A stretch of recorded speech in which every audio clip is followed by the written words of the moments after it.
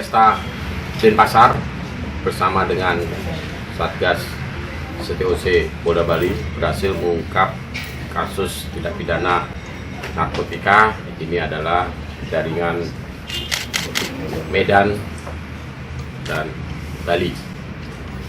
Tersangka kita tangkap pada hari Sabtu tanggal 2 November 2019 sekitar pukul 2 siang di Jalan Tukat, Balian, Denpasar Selatan. Tersangka berinisial Willy. Dengan barang bukti kita amankan 1,3 kg sabu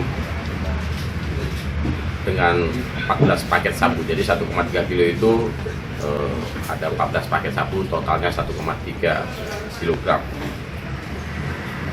Tersangka ini kita kenakan pasal 112 ayat 2 Undang-Undang RI nomor 35 tahun 2009 tentang narkotika dengan ancaman minimal 5 tahun maksimal 20 tahun, dan pasal 114 ayat 2 Undang-Undang RI nomor 35 tahun 2009 tentang narkotika dengan ancaman pidana mati atau penjara paling lama 20 tahun.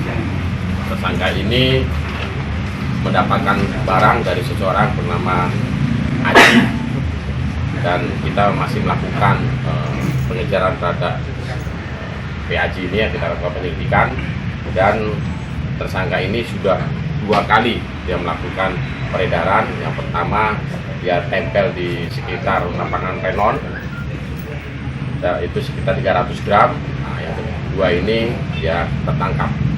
Tersangka mendapatkan upah dalam setiap kegiatannya ini dari atasnya bosnya itu sekitar 10 juta. Denpasar dan Badung. Bang, ini kan tangkapan dalam jumlahnya cukup besar. Untuk barang sendiri didapat dari mana itu? Ini dari seseorang yang bernama Haji ya, yang kita masih lakukan penyelidikan. Jadi barang sudah ada di Bali, dia tinggal ambil aja. Jadi masih di atasnya dia masih ada. Haji ini yang di Medan tuh? Bagaimana? Haji itu yang di Medan apa gitu? Ya, Haji kemungkinan masih di Bali.